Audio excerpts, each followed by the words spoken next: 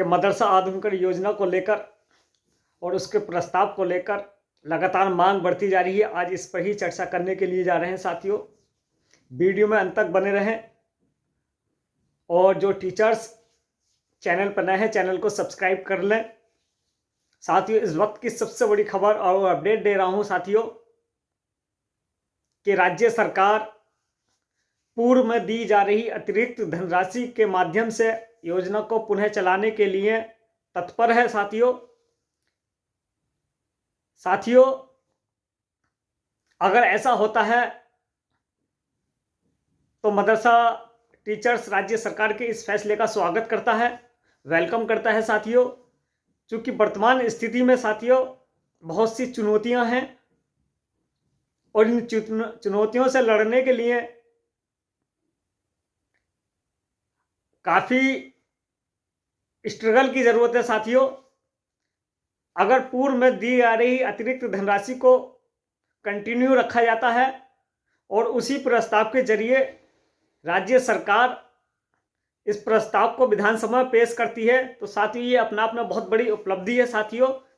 इस वक्त की सबसे बड़ी ये खबर है कि राज्य सरकार पूर्व में दी जा रही अतिरिक्त राज्यांश के आधार पर योजना को चलाने के लिए तैयार है साथियों। और ये बहुत बड़ी खुशी की बात होगी कि ऐसी स्थिति में कि एक डूबते को तिनके का सहारा ही बहुत होता है। क्योंकि मैंने पहले भी बताया था साथियों कि अगर मानदेय कितने भी हो लेकिन योजना का पुनः संचालन होना अति आवश्यक है, बहुत जरूरी है साथियों। और इसकी एक और अहम वजह साथियों, जैसे आप सभी को मालूम है कि लगातार शिक्षा मित्र जिनकी लगभग संख्या 1.25 लाख के करीब है, वो अपने मानदेय की वृद्धि के लिए लगातार सरकार से मांग करते आ रहे हैं।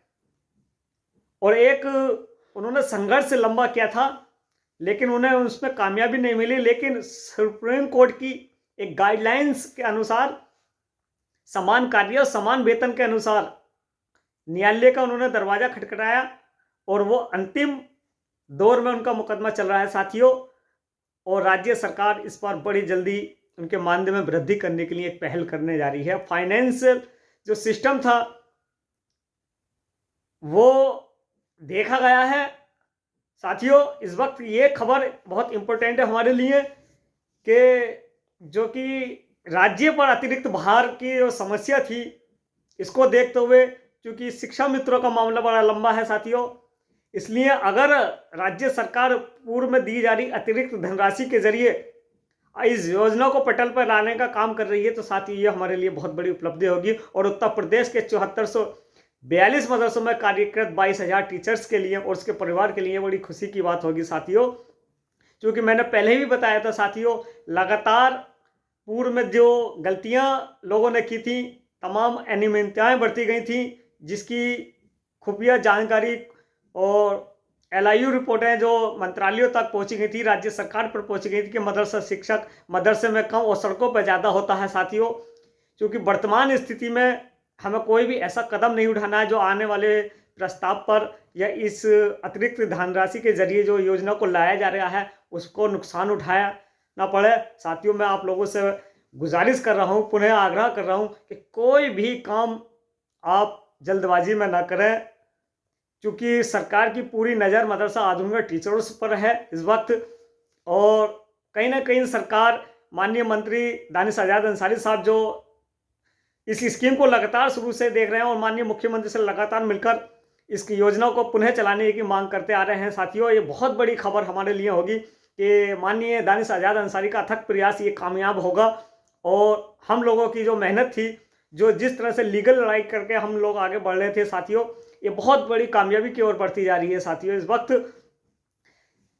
ये दौर है साथियों कि सरकार के खिलाफ ना कोई आवाज जवाबदेही और आवाज़देही का मामला नहीं है, ये नारेबाजी का मामला नहीं है, चाहे वो सही हो या गलत हो। लेकिन चूँकि हमारी खबरें जो LIU रिपोर्ट जाती है तो उसमें ज़्यादातर यही पाया गया है कि ये मदरसे के टीचर्स जो हैं हमेशा सड़कों पर रहते हैं और मदरसों में कम रहते हैं। तो वर्तमान में मैं साथियों आप लोगों से ये गुजारिश कर रहा हूँ कि कोई भी काम एकदम जल्दबाजी में ना करें, कोई एक्साइटेड होने की ज़रूरत नहीं है। जैसे पहले ही बताया था मैंने, अगर राज्य सरकार इस तरह की ये पहल कर रही है तो हम उसका स्वागत करते हैं, उसका वेलकम है कि चाहे वो अतिरिक्त धनराशि जो 3,000 रुपये देती आ रही थी सरकार, अगर उसी को कंटिन्यू रखकर योजना को चला लिया जाए तो ये अपना आप में बहुत बड़ी कामयाब होगी। साथियों, इस वक्त की सबसे बड़ी खबर है, इस वीडियो को अधिक से अधिक शेयर करें और चैनल को सब्सक्राइब जरूर करें साथियों, क्योंकि हर टीचर तक ये वीडियो पहुंचनी चाहिए।